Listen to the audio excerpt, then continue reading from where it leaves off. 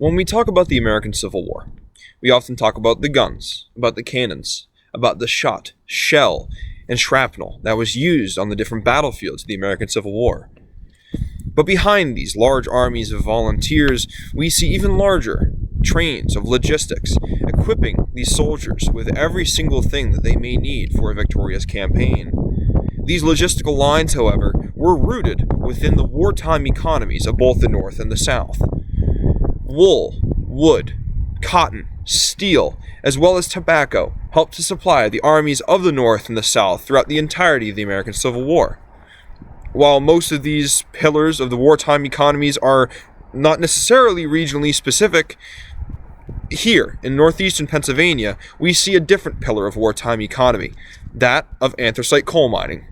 Hi, my name is Garrett Kost. I am a senior at Gettysburg College and a fellow at the Civil War Institute, and I am here today at Lansford No.9 Mine and Museum in Lansford, Pennsylvania.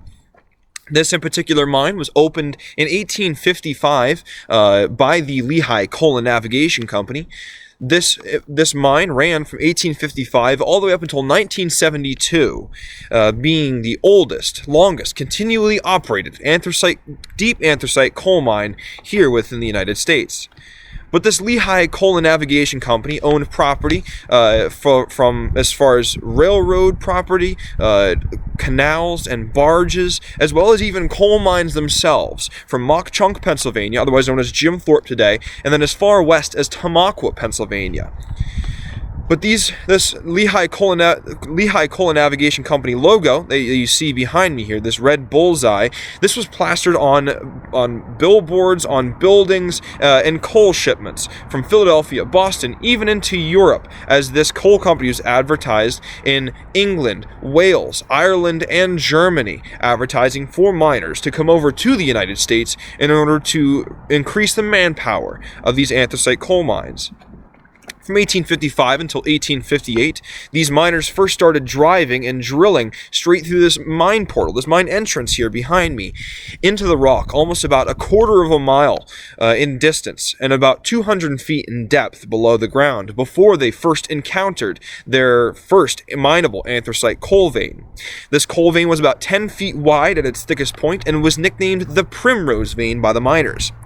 As the miners went about their daily work in 1858, they first started by drilling holes into the coal face for their black powder explosives.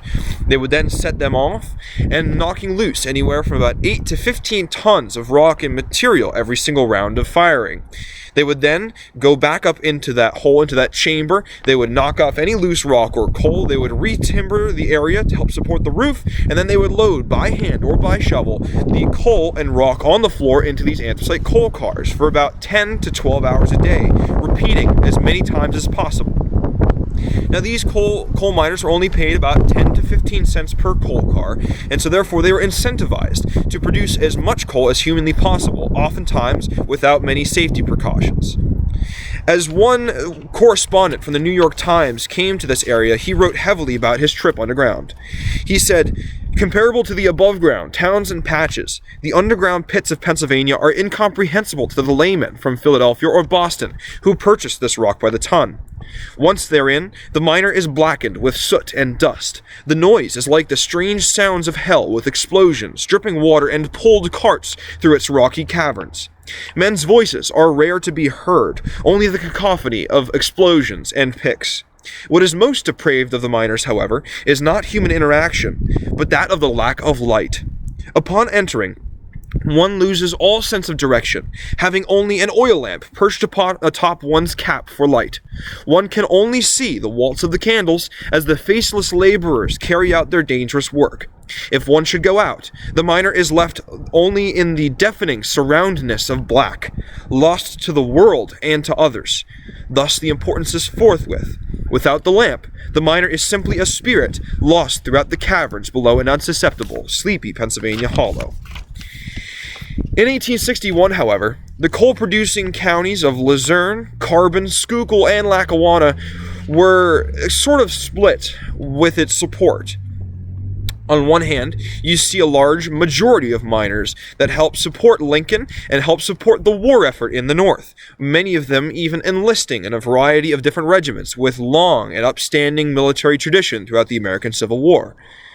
But that being said, a large minority of miners as well oftentimes opposed the American Civil War, joining a movement that is now known as the Copperheads, that were both anti-war and anti-abolition. And this stems from the working conditions inside the mine itself. A lot of these miners within the Copperhead Party believed that this war was simply designed, and in many cases, the strikes against the war also symbolized strikes against the coal companies that they worked for, and therefore would help to instill much better working conditions for the men. Starting in 1861, however, these coal companies were pushed to the brink as a variety of different collieries across the region, across northeastern Pennsylvania, were competing for coal contracts with the United States Navy. The Lehigh Coal and Navigation Company was pushed to the brink, actually competing for and winning approximately about 30 to about 40 of these different contracts with the United States Navy, supplying coal from 1861 all the way up until 1865 for the United States Navy and the naval blockade of the Confederacy. But that being said, in 1862, however, things started to get shaken up within the coal region with the Militia Act of 1862. That being said, the Copperheads from these coal counties saw this Militia Act as a hindrance upon not only their ability to strike against these coal companies, but also to produce coal for the extremely needed war effort.